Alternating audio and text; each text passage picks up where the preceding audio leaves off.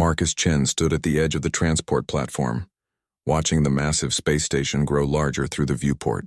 The Galactic Military Academy looked like a small moon made of metal and glass.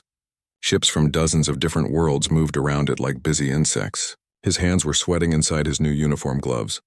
"First time seeing the Academy?" asked the pilot, a tall blue-skinned alien with 4 arms. "Don't worry, kid. Everyone gets nervous their first day."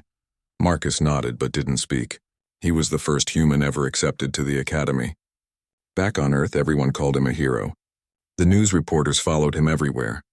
Politicians shook his hand and made speeches about humanity joining the galactic community. But now, looking at the huge station filled with aliens who had been fighting space wars for thousands of years, Marcus felt very small. The transport docked with a soft bump. Marcus grabbed his single bag and walked toward the exit. Other new cadets were already gathering in the main hall. He saw reptile-like beings with sharp teeth and golden eyes. Insect creatures moved in perfect groups, never bumping into each other. There were tall, furry aliens that looked like wolves walking on 2 legs. Their eyes were bright yellow and they carried themselves like natural warriors. "Welcome to the Academy," announced a voice that echoed through the hall. A massive alien stepped forward. He was clearly one of the wolf-like species, but older and covered in scars. Medals and ribbons decorated his dark uniform. "I am Commander Valeth of the Krathon Empire."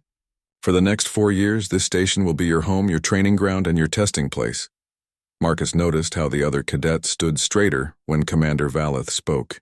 Even the reptile beings, who looked dangerous enough to eat metal, showed respect. The commander's yellow eyes swept across the crowd and stopped on Marcus for a moment longer than the others. "You come from many worlds," Commander Valeth continued. "The Seth bring tactical brilliance that has won 1,000 battles. The Vrix offer coordination that makes armies move like single organisms. The Krathon provide the warrior spirit that breaks enemy lines. Each species has proven itself in the great wars that shaped our galaxy." Marcus felt the eyes of other cadets turning toward him. He was the only human in a crowd of aliens whose species had already proven themselves in space battles. Earth had barely figured out how to travel between stars. What could humans offer that these ancient warrior races couldn't do better? "You will train together," the commander said. "You will learn from each other, and you will discover what kind of leader you truly are." His eyes found Marcus again. "The galaxy watches to see what each species contributes to our common defense." After the welcome ceremony, cadets were assigned to dormitory blocks. Marcus found himself sharing a hall with a mix of species. His room was small but clean, with a window showing the stars. He unpacked his few belongings while listening to the sounds of other cadets settling in. Some spoke in clicking languages. Others communicated with growls and barks. A few seemed to talk without making any sound at all. The next morning brought their first classes. Military history was taught by an ancient Seth professor, whose scales were gray with age. She moved slowly, but her golden eyes were sharp as knives. "War," she said in a voice like grinding stone, "is the art of making your enemy make mistakes while avoiding your own." The Seth cadets nodded, as if this was obvious. Marcus tried to take notes, but everything felt overwhelming. These aliens talked about battles that happened before humans discovered fire. They used weapons that could destroy planets and strategies that involved entire star systems. Physical training was worse. The Krathon cadets moved like natural athletes. Their muscle and bone were designed for fighting. The Vrix worked together so perfectly they seemed to share one mind. Even the smallest alien species had advantages. Some could fly, others could see in total darkness, and a few could survive in space without suits. Marcus struggled to keep up during the running exercises. His human lungs burned, while aliens with multiple hearts barely seemed tired. During combat practice, he was knocked down more times than he could count. Each time he got up, he saw other cadets watching, him with expressions that ranged from pity to amusement. "The human tires quickly," he heard. One Seth cadet whispered to another. "Perhaps humans are better suited for peaceful tasks," replied a Vrix in its buzzing voice. Marcus gritted his teeth and kept training, but doubt grew in his mind like a poison. Maybe they were right. Maybe humans didn't belong here. Maybe Earth had made a mistake thinking they could contribute anything useful to galactic defense. The worst part was mealtime. The dining hall was organized by species groups. Seth sat with Seth, discussing tactical theories. Vrix clustered together in their perfect harmony. Krathon sat in packs, sharing stories of hunts and battles from their home world. Marcus sat alone, eating synthesized food that tasted like cardboard while surrounded by the sounds of alien conversations he couldn't understand. One evening, as Marcus sat reviewing his notes from tactical analysis class, he noticed movement outside his window. Commander Valeth was walking through the station's main corridor, and he wasn't alone. Two smaller figures followed behind him. Young Krathon, who looked like smaller versions of the commander. They had to be his cubs, Marcus realized. He had heard about them from other cadets. The cubs were famous at the academy. According to Krathon tradition, the young of high-ranking officers had an instinct for recognizing true leadership. During special ceremonies, they would approach cadets and choose who they believed had the strongest potential to lead. It was considered a great honor to be chosen by a commander's cubs. Marcus watched them walk past his window. The cubs moved with the same confident grace as their father, but their eyes were curious rather than stern. They seemed to be studying everything around them, learning about the academy that would someday be their home too. As Marcus watched, one of the cubs stopped and looked directly at his window. For a moment their eyes met across the glass. The young Krathon tilted his head slightly as if puzzled by something. Then Commander Valeth called, and the cub hurried to catch up with his family. Marcus turned back to his studies, but he couldn't concentrate. Tomorrow would bring another day of classes where he struggled to understand concepts that seemed natural to his alien classmates. Another day of physical training where his human limitations became obvious to everyone watching. Another day of sitting alone while other species formed bonds with their own kind. He looked out at the stars and wondered if he had made a terrible mistake. Earth was counting on him to prove that humans belonged in the galactic community. But what if humans simply weren't cut out for this kind of life? What if some species were meant to be warriors and others were meant for something else entirely? The questions followed him into troubled sleep, where he dreamed of failing tests and disappointed faces, both alien and human. Tomorrow would bring new challenges, and Marcus wasn't sure he was ready to face them. But ready or not, morning would come, and with it another chance to prove that humans deserved their place among the stars. 3 weeks into his time at the academy, Marcus faced his biggest challenge yet. The combat simulation chamber hummed with energy as Professor Kethrak, a scarred Krathon veteran, addressed the assembled cadets. Today you face the Corvash scenario, Professor Kethrak announced. His yellow eyes gleamed with anticipation. This simulation has broken more promising cadets than any other test we use. Your mission is simple. Rescue civilian hostages from a fortified enemy position while leading a mixed squad under heavy fire. Marcus felt his stomach tighten. He had heard upperclassmen talk about the Corvash scenario in whispered conversations. Most cadets failed it completely. Even those who passed rarely did well enough to earn praise from the instructors. Squad leaders have been chosen, Professor Kethrak continued, reading from his datapad. Seth Cadet Vorthak will lead Squad 1. Vrix Cadet Zenth will lead Squad 2. Krathon Cadet Brektar will lead Squad 3. He paused and looked directly at Marcus. Human Cadet Chen will lead Squad 4. Marcus heard a few quiet chuckles from other cadets. Being assigned as a squad leader wasn't an honor. It was a test that most cadets failed badly. The instructors wanted to see how each species approached leadership under impossible pressure. His squad members were assigned randomly. 2 Seth cadets who looked at him with barely hidden skepticism, 1 Vrix who buzzed nervously, and a young Krathon female named Rhina who seemed curious rather than dismissive. It wasn't exactly a team that inspired confidence. You have 30 minutes to study the scenario parameters, Professor Kethrak said. Then you enter the simulation. Remember, this is not just about completing the mission. We are evaluating your leadership, your tactical thinking, and your ability to adapt when everything goes wrong. Marcus gathered his squad in a corner of the preparation room. The scenario details appeared on their shared screen. A mining station occupied by enemy forces. 30 civilian workers held hostage in the central complex.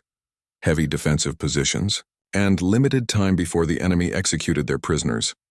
The approach is obvious, said Vorthak, the senior Seth on his squad. His golden eyes studied the tactical display with predatory focus. Direct assault on the main entrance while a secondary team flanks through the maintenance tunnels. Standard military doctrine. Inefficient, buzzed the Vrix cadet. Coordinate simultaneous pressure on multiple entry points. Overwhelm their ability to respond to threats. Rhina, the young Krathon, growled softly. Strike hard and fast.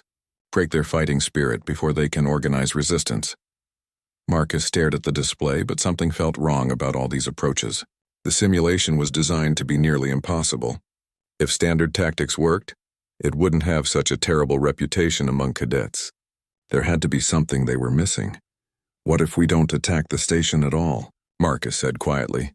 His squad members stared at him like he had suggested surrendering immediately.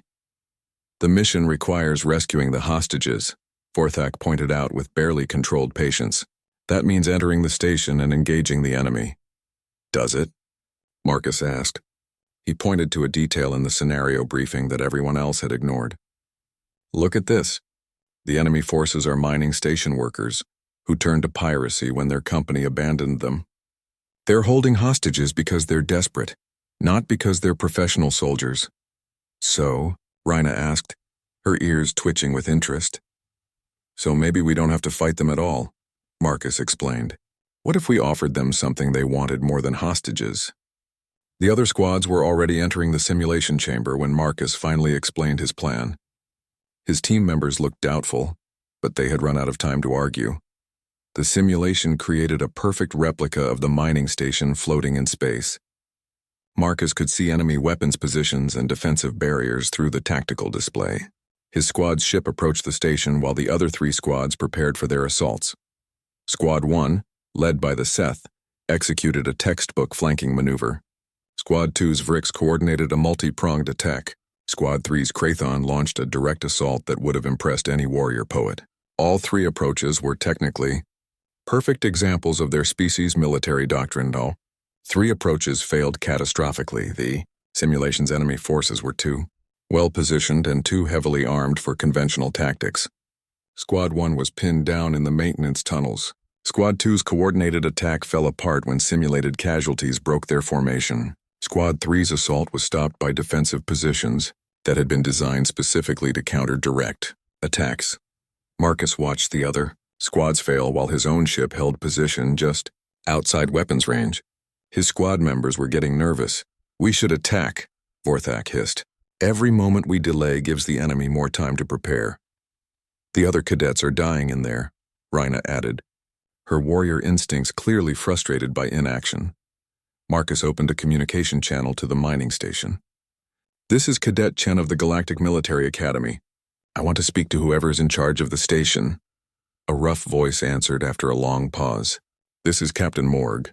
You've got 1 minute to explain why we shouldn't start executing hostages. Because I have something better to offer you, Marcus replied calmly. Safe passage to the frontier worlds, full pardons for everyone involved, and jobs with the Galactic Mining Consortium. All you have to do is release the hostages and surrender peacefully. The communication channel went silent.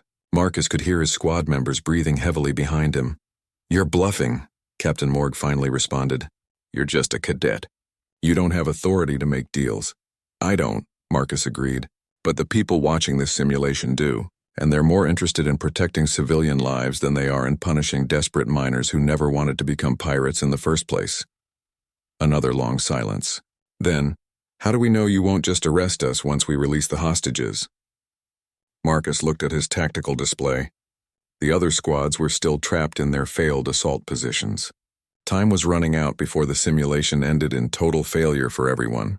Because, Marcus said, everyone watching this test just learned that you're not really pirates. You're workers who got abandoned by your company and turned to hostage-taking because you saw no other choice. The Academy doesn't make war on desperate civilians. The simulation timer showed less than 5 minutes remaining. If this didn't work, all 4 squads would fail the scenario. Stand by, Captain Morg said. Marcus waited, his heart pounding. His squad members watched him with expressions ranging from admiration to disbelief. Outside the ship, the other squads continued their futile attacks on positions they could never take by force. Academy ship, came Captain Morg's voice. We're releasing the hostages now. We want to discuss your offer. The simulation chamber filled with the sound of Professor Kethrak's growl of surprise. On the tactical display, 30 green dots representing rescued civilians appeared on Marcus's ship sensors. Marcus had solved the scenario that everyone else thought was impossible. But as he looked at the faces of his squad members, He realized that success might be even more isolating than failure would have been. The simulation ended with Marcus's squad achieving perfect mission success while the other 3 squads registered as complete tactical failures.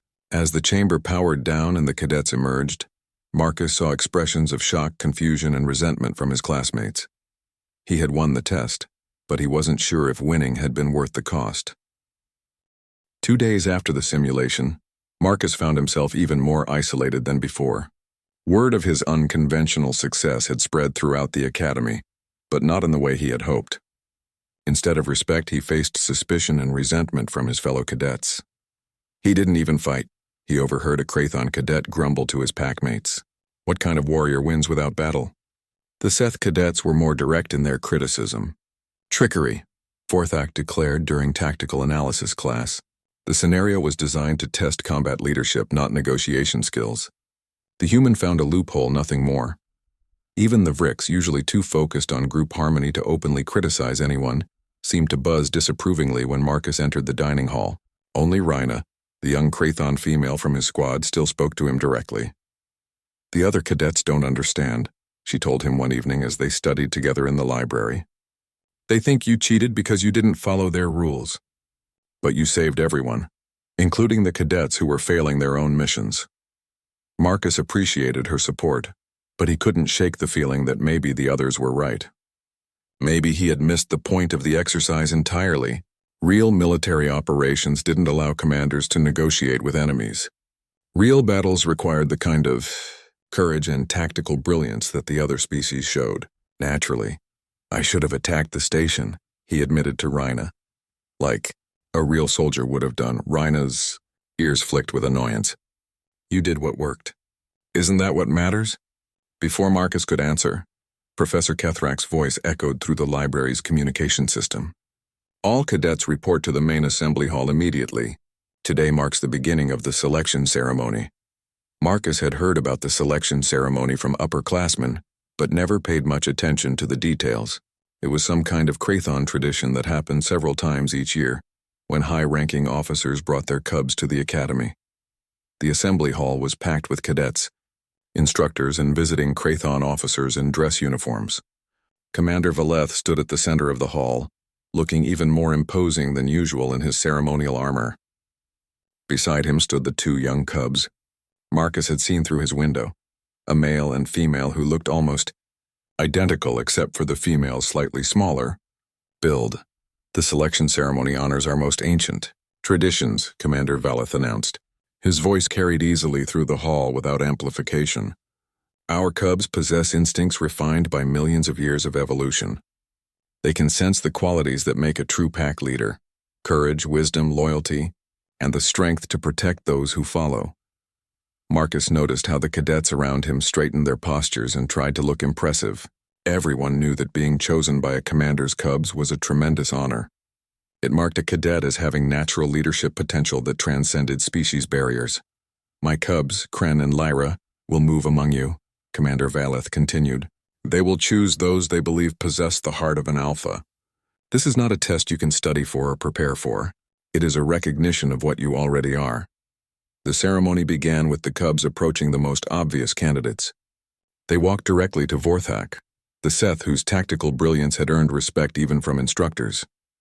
The cubs sniffed around him carefully, their yellow eyes studying his posture and bearing. After a moment, they moved on without sitting.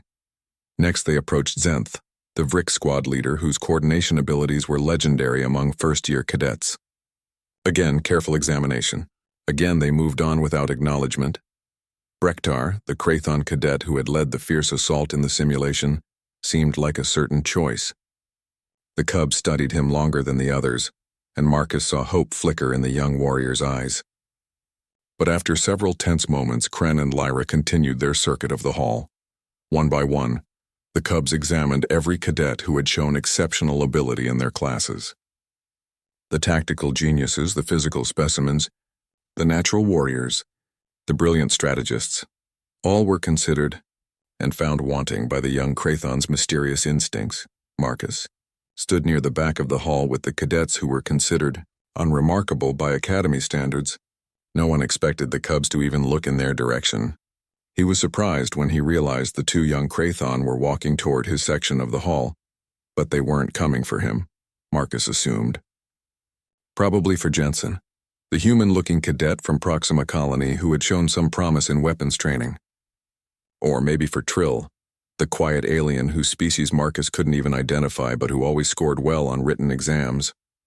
The cubs walked past Jensen without a glance. They ignored Trill completely.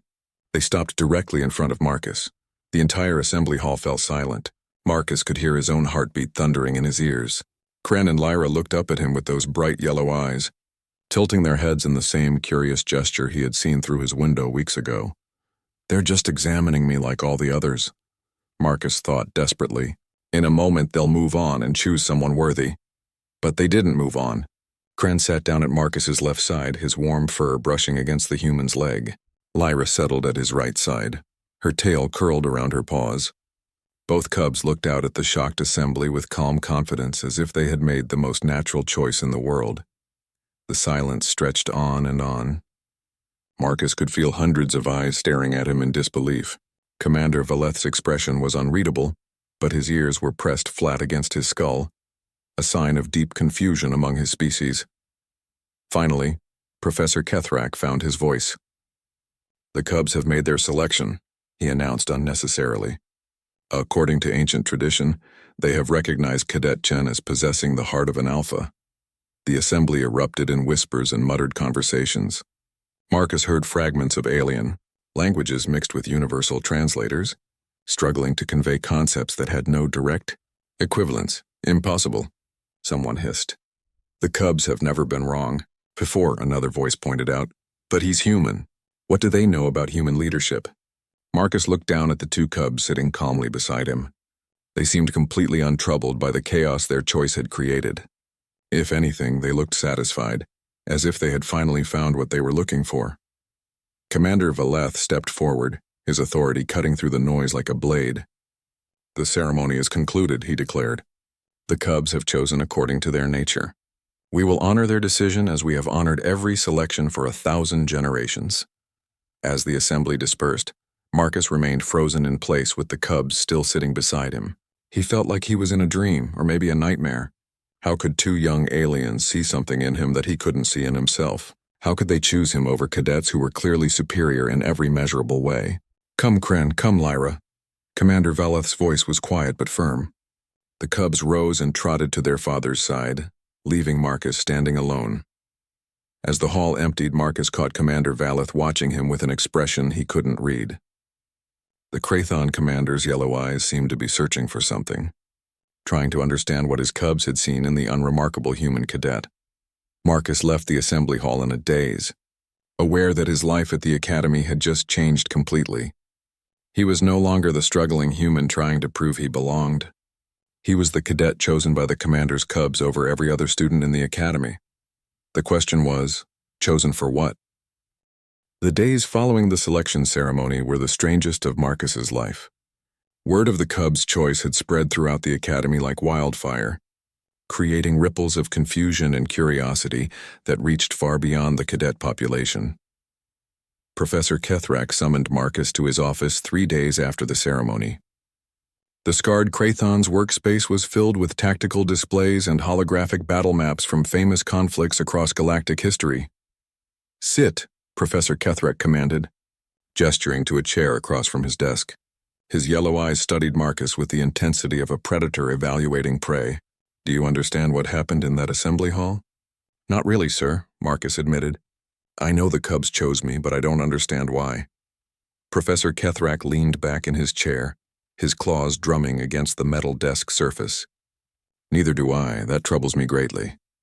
He touched a control pad and a holographic display appeared between them. "This is your performance record, Cadet Chen.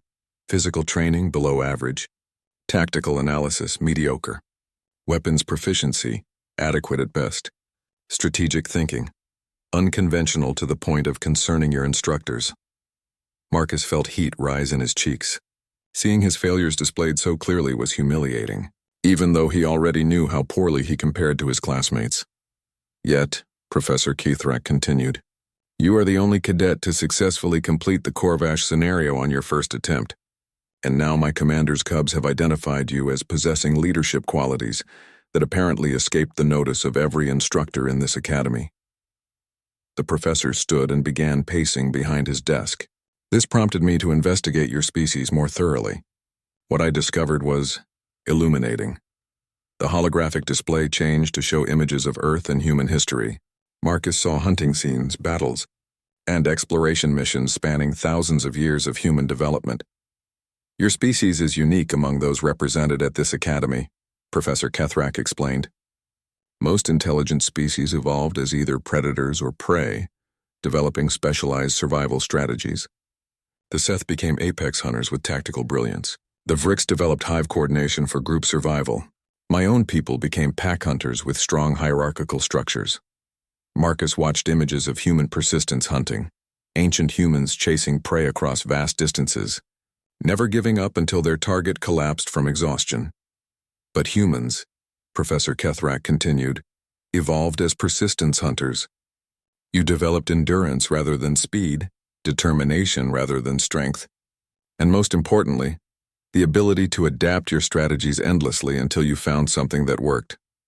The display showed human exploration of Earth's most hostile environments: Arctic ice, burning deserts, dense jungles, and high mountains. In each case, humans had found ways to survive and thrive. More significantly, you developed complex social structures that allowed cooperation between individuals with different specializations. A human hunting party might include trackers, runners, strategists, and coordinators, all working toward a common goal under flexible leadership that adapted to changing circumstances. Marcus began to understand what the professor was suggesting. "You think that's why I approached the simulation differently?"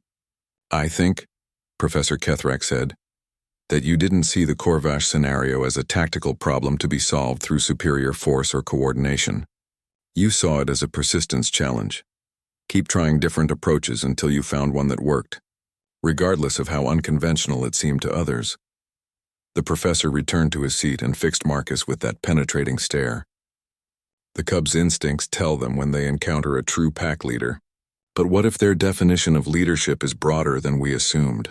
What if they recognize not just the ability to lead through strength or intelligence, but the capacity to hold a diverse group together through any challenge until a solution emerges? Marcus felt a strange mixture of pride and terror. The professor was suggesting that his human nature might actually be an advantage rather than a liability. But it also meant that expectations for his performance would increase dramatically. "Sir?" Marcus asked carefully. "What does this mean for my training?" Professor Kethrak's expression might have been a smile on a less intimidating face. "It means, Cadet Chen, that we are going to test my theory thoroughly. Your next assignment will be to lead a mixed species squad through a series of increasingly difficult scenarios. If I am correct about human leadership capabilities, you should excel in ways that surprise everyone, including yourself." Over the following weeks, Marcus found himself assigned to lead training exercises that seemed designed to exploit every weakness he had shown in individual assessments. But with a squad to coordinate rather than personal performance to worry about, he discovered that Professor Kethrak's theory had merit. When his Seth squad members wanted to approach problems with tactical precision, Marcus learned to give them room to plan while keeping the overall mission flexible. When his Vrix teammates needed coordination to function effectively, he found ways to integrate their hive mind tendencies with the individualistic approaches of other species. When Krathon cadets wanted to charge straight at obstacles, he learned to channel their aggression productively while protecting them from their own impulsive courage. Most importantly, Marcus discovered that he instinctively treated every squad member as essential to mission success. Where other leaders might sacrifice weaker team members to achieve objectives more efficiently, Marcus found ways to use each individual's strengths while protecting their weaknesses. His methods were still unconventional by Academy standards. He broke formation when necessary, ignored tactical doctrine when it didn't fit the situation, and frequently chose approaches that prioritized squad survival over perfect mission execution. But his teams consistently achieved their objectives with lower casualty rates than any other cadet leader.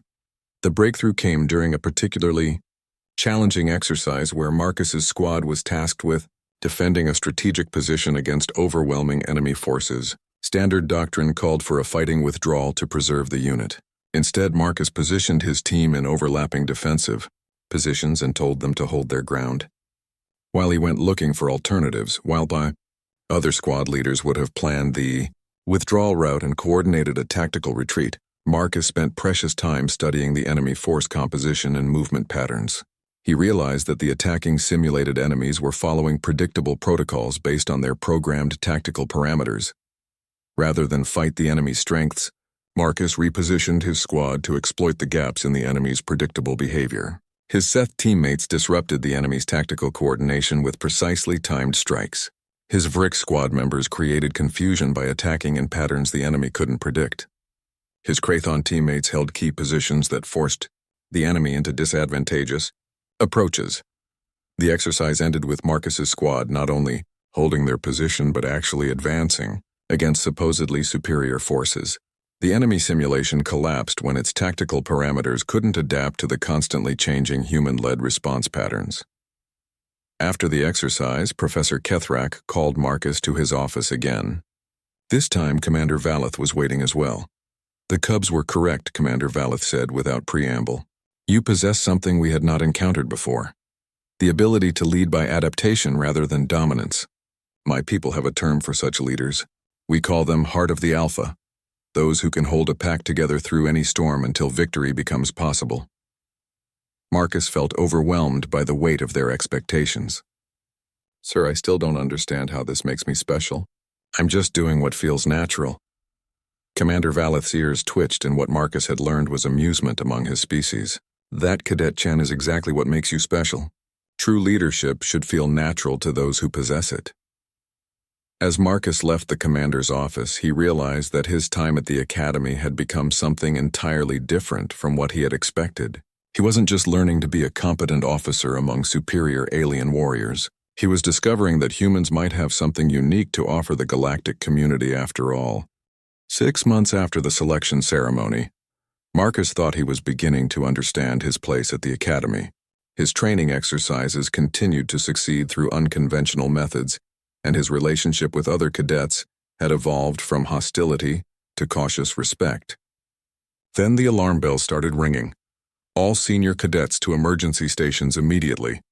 Professor Kethrak's voice echoed through the academy corridors. "This is not a drill." "Repeat, this is not a drill." Marcus joined the stream of cadets rushing toward the main briefing hall. Emergency situations were rare at the academy, which was protected by some of the most advanced defensive systems in the galaxy. Whatever was happening had to be serious. Commander Valeth stood at the center of the briefing hall, his expression grim. Behind him, a tactical display showed a civilian transport ship drifting in space, its hull scarred by weapon impacts. 18 minutes ago, the civilian transport Harmony's Dream was attacked by pirates while carrying passengers from the agricultural world of Ceres Prime. Commander Valeth announced. "The pirates disabled the ship's engines and are holding 200 civilians hostage while they strip the vessel of cargo and valuables." The display zoomed in to show the pirate ship's 3 fast attack vessels, equipped with military-grade weapons that no civilian transport could hope to resist. "The nearest military vessels are 6 hours away," Commander Valeth continued. "The Academy training ship Starforge is only 40 minutes from the attack site. We have been ordered to mount an immediate rescue operation." Marcus felt his stomach clench. This wasn't a simulation where failure meant a bad grade. Real people were in danger, and the Academy cadets were being asked to risk their lives to save them. "Senior cadets will accompany the rescue mission as observers and support personnel," Professor Kethrak added. "This is a real combat situation. You will follow orders precisely and without question." The briefing continued with technical details about the pirate ships and the condition of the disabled transport. Marcus tried to pay attention, but his mind was racing with possibilities and fears. He had succeeded in simulations and training exercises, but this was different. Real pirates wouldn't negotiate like the simulated enemies in his tests. As the cadets filed out to board the Starforge, Rhina fell into step beside Marcus. The young Krathon female had become his closest friend at the academy, and he could smell the battle scent rising from her fur, a mixture of excitement and fear that her species produced before combat. "This is what we trained for," she said, but her voice lacked its usual confidence. Marcus nodded, not trusting himself to speak. Through the viewports, he could see the Academy instructors boarding the ship in full combat gear. These weren't training officers anymore. They were experienced warriors, preparing for a potentially deadly mission. The Starforge launched from the Academy with a speed that pressed everyone against their seats. During the 30-minute journey to the attack site, Marcus studied the tactical situation and felt his hopes sinking. The pirates had positioned themselves expertly, using the disabled transport as a shield against direct attack. Any assault would put the civilian hostages at terrible risk. Visual contact with the target area, announced the ship's pilot. Through the forward viewport, Marcus could see the Harmony's Dream floating, helplessly in space while the 3 pirate vessels moved around it like predators circling wounded prey. Commander. Valeth's voice came over the ship's communication system. All teams to stations. We will attempt to negotiate for the release of hostages, but be prepared for immediate combat operations if diplomacy fails. The negotiation began badly and got worse quickly. The pirate leader, calling himself Captain Voss, demanded safe passage to the frontier worlds and payment of 10 million credits for the hostages' release. When Commander Valeth pointed out that the Academy had no authority to pay ransom, Captain Voss responded by executing 2 civilians and threatening to kill more every 10 minutes until his demands were met. Marcus watched the tactical display in horror. The pirates weren't desperate miners like in his simulation.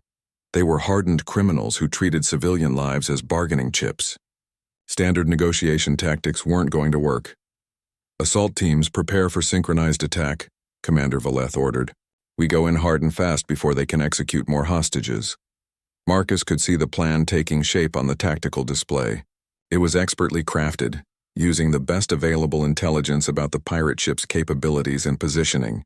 It was also almost certainly going to fail. The pirates had chosen their position too well. Any direct assault would give them time to kill dozens of hostages before the Academy forces could reach them. And the pirate ships were too heavily armed for the training vessel to handle in a straight fight. Sir, Marcus said, activating his communication link to the bridge. Request permission to speak. There was a pause before Commander Valeth responded. What is it, Cadet Chen? Marcus took a deep breath, knowing that what he was about to suggest would sound insane to experienced military officers. Sir, what if we don't attack the pirates directly? What if we attack their motivation instead? Explain quickly, Cadet.